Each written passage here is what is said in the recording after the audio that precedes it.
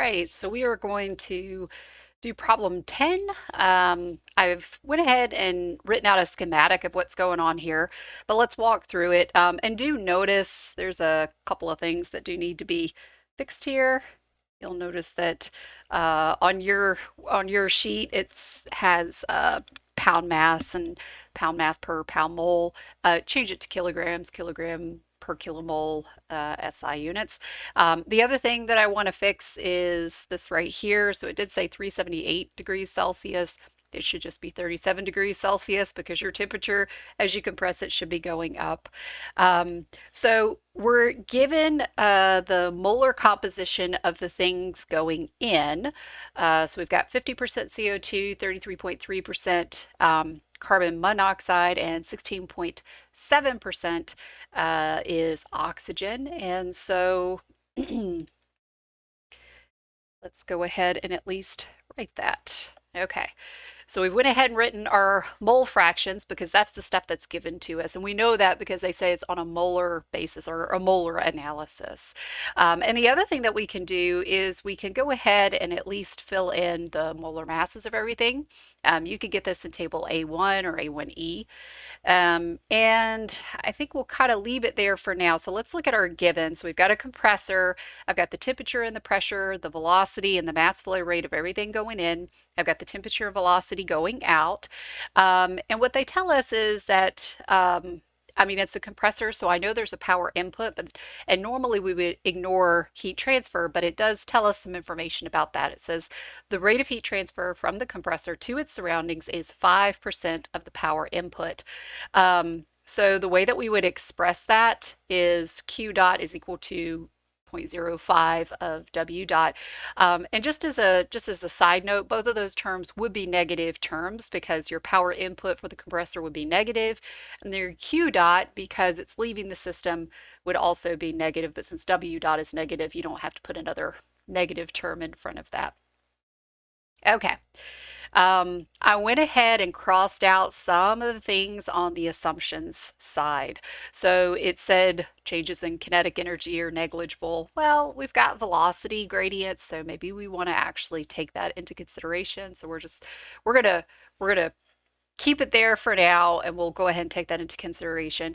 Q dot, I don't want to ignore it because they told me something about it, and then it's steady state. So, okay, hold on just a second. All right, so let's see what else I can fill in here. So I'm looking at, before I even, go forward and try to get a governing equation for W dot, which is really just going to rely on my Thermal 1 knowledge. I'm going to see if I could just get my information about the ratios of everything just organized nicely in that chart. So I've got the mole fraction, I've got the molar mass. The next thing that I will do is I'll assume something kind of convenient about the number of moles in my mixture. So I'm going to assume that I got 1 kilomole, and just because I'm doing that, just because it's a convenient thing to do, I have the mole fraction. So if I have 1 kilomole, well, that means that in 1 kilomole, I would have 0.5 kilomoles of CO2, 0.333 kilomoles of carbon monoxide, and 0.167 kilomoles of oxygen. And so from there, I could sort of work my way backwards. So in if I wanted to figure out the mass in 0.5 kilomoles of CO2, I'm just multiplying 0.5 times 44.01, and the same thing for my other components as well. And then I could just add those up. Let's see.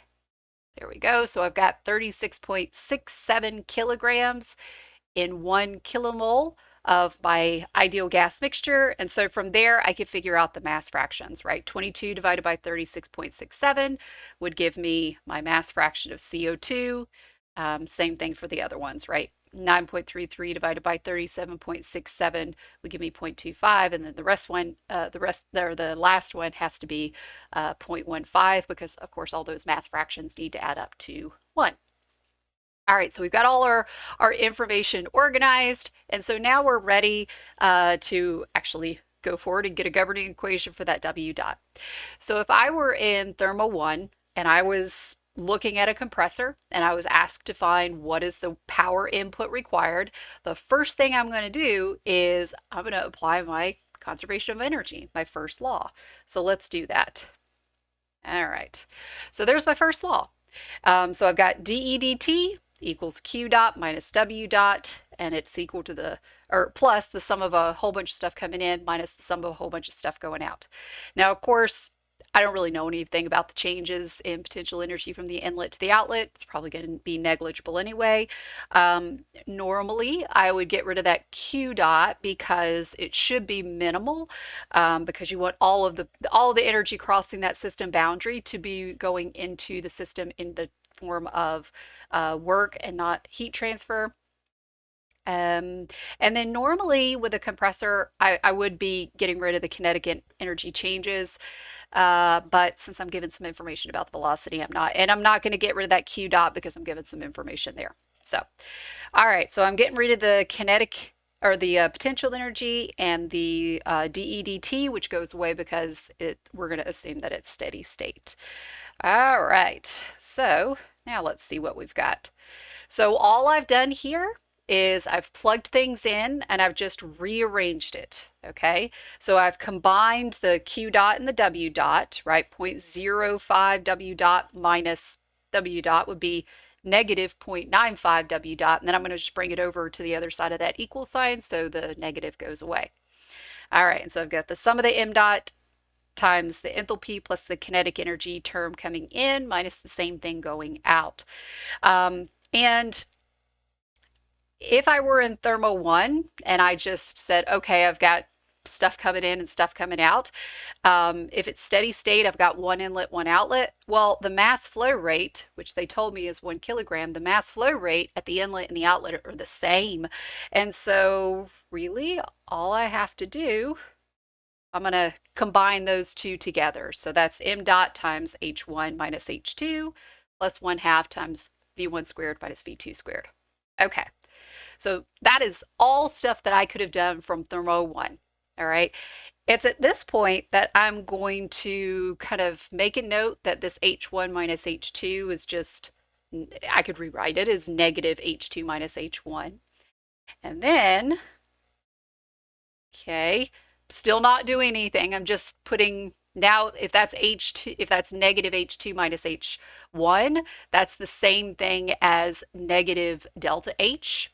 And if I look at the things that I know m dot, right? That was given to me as 1 kilogram per second. I know the velocities at the inlet and the outlet. Yeah, there's going to be some unit conversions that are going to need to happen in order to make the units work out the way that I want them to.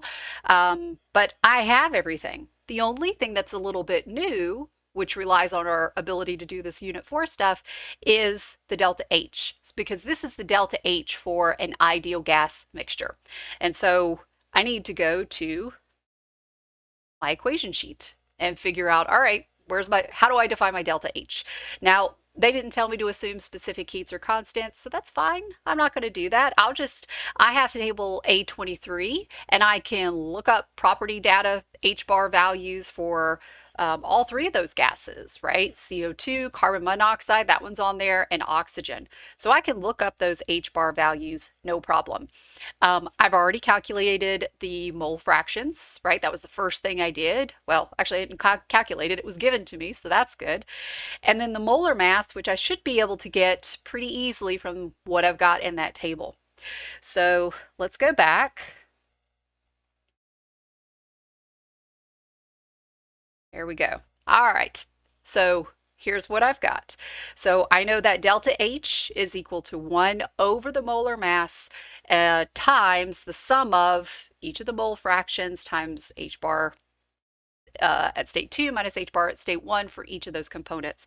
And so let's kind of look at those individually, those things individually. All right. So the molar mass is the molar mass of my mixture.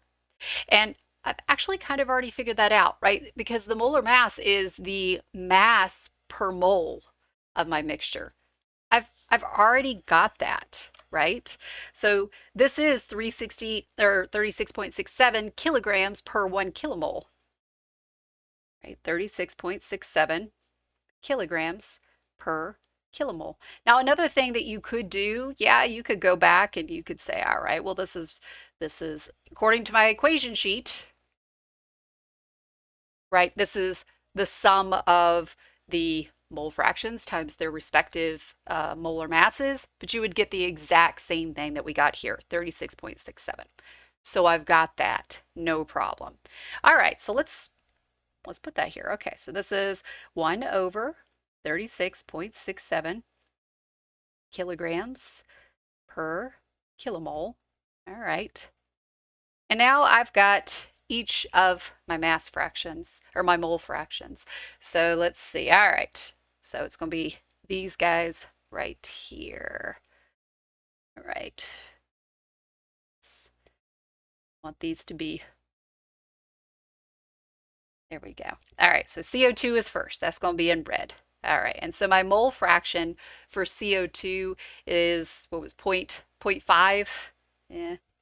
So 0.5, and now I need to get the H bar for each value. Now, if I look up here, I could see that initial temperature is 310, final temperature is 510. So let's go to our tables.